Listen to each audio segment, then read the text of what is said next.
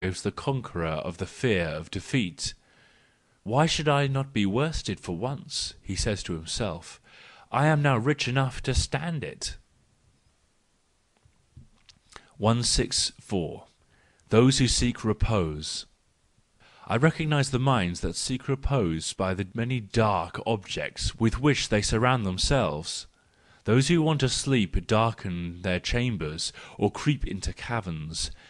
A hint to those who do not know what they really seek most, and would like to know. 165. The happiness of renunciation. He who has absolutely dispensed with something for a long time will almost imagine, when he accidentally meets it again, that he has discovered it. And what happiness every discoverer has! Let us be wiser than the serpents that lie too long in the same sunshine. 166. Always in their own society. All that is akin to me in nature and history speaks to me, praises me, urges me forwards, and comforts me. The other thing is unheard by me, or immediately forgotten. We are only in our own society always. 167. Misanthropy and Philanthropy. We only speak about being sick of men, when we can also no longer digest them, and yet have the stomach full of them. Misanthropy is the result of a far too eager philanthropy, and "cannibalism." But whoever bade you swallow men like oysters, my Prince Hamlet? 168. Concerning an invalid. Things go badly with him. What is wrong? He suffers from the longing to be praised, and finds no sustenance for it. Inconceivable! All the world does honour to him, and he is reverenced not only in deed but in word. Certainly, but he is dull of hearing for the praise. When a friend praises him, it sounds to him as if the friend praised himself. When an enemy praised him, it sounded to him as if the enemy wanted to be praised for it. When, finally, someone else praises him, there are by no means so many of those. He is so famous. He is offended because they neither want him for a friend nor for an enemy. He is accustomed to say, "What do I care for those who can still pose as the all-righteous towards me?" 169. Avowed Enemies. Bravery in the presence of an enemy is a thing by itself. A person may possess it and still be a coward and an irresolute numbskull.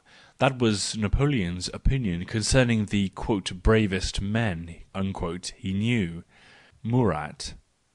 Whence it follows that avowed enemies are indispensable to some men, if they are to attain to their virtue, to their manliness, to their cheerfulness. 170. With the multitude. He has hitherto gone with the multitude and is a panegyrist, but one day he will be its opponent. For he follows it in the belief that his laziness will find its advantage thereby. He has not yet learned that the multitude is not lazy enough for him, that it always presses forwards, that it does not allow anyone to stand still, and he likes so well to stand still. 171. Fame. When the gratitude of many to one casts aside all shame, then fame originates. 172. The perverter of taste. A. You are the perverter of taste, they say so everywhere. B. Certainly, I pervert everyone's taste for his party. No party forgives me for that. 173. To be profound and to appear profound. He who knows that he is profound strives for clearness. He who would like to appear profound to the multitude strives for obscurity. The multitude thinks everything profound of which it cannot see the bottom. It is so timid and goes so unwillingly into the water. 174. Apart. Parliamentarism, that is to say, the public permission to choose between 5 main political opinions, insinuates itself into the favour of the numerous classes who would fain appear independent and individual, and like to fight for their opinions. After all, however, it is a matter of indifference whether one opinion is imposed upon the herd, or 5 opinions are permitted to it.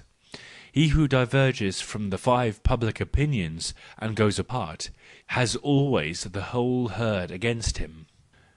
175. Concerning eloquence. What has hitherto had the most convincing eloquence? The rolling of the drum. And as long as kings have this at their command, they will always be the best orators and popular leaders. 176. Compassion. The poor ruling princes, all their rights now change unexpectedly into claims, and all these claims immediately sound like pretensions. And if they but say, "we," or "my people," wicked old Europe begins laughing.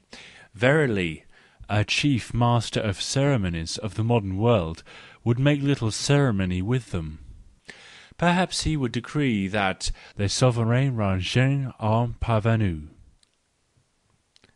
177. On educational matters. In Germany, an important educational means is lacking for higher men, namely, the laughter of higher men. These men do not laugh in Germany. 178. For moral enlightenment. The Germans must be talked out of their Mephistopheles, and out of their Faust also. These are 2 moral prejudices against the value of knowledge. 179. Thoughts. Thoughts are the shadows of our sentiments, always, however, obscurer, emptier, and simpler. 180. The good time for free spirits. Free spirits take liberties even with regard to science, and meanwhile they are allowed to do so, while the Church still remains. In so far they have now their good time. 181. Following and leading. A. Of the 2, the one will always follow, the other will always lead, whatever be the course of their destiny, and yet the former is superior to the other in virtue and intellect. B. And yet? And yet? That is spoken for the others, not for me, not for us. Fight secundum regulum. 182. In solitude. When one lives alone, one does not speak too loudly. And one does not write too loudly either, for one fears the hollow reverberation, the criticism of the nymph Echo. And all voices sound differently in solitude. 183. The music of the best future. The first musicians for me would be he who knew only the sorrow of the profoundest happiness, and no other sorrow. There has not hitherto been such a musician. 184. Justice. Better allow oneself to be robbed than to have scarecrows around one. That is my taste. And under all circumstances it is just a matter of taste, and nothing more. 185. Poor. He is now poor, but not because everything has been taken from him, but because he has thrown everything away. What does he care? He is accustomed to finding new things. It is the poor who misunderstand his voluntary poverty. 186. Bad conscience. All that he now does is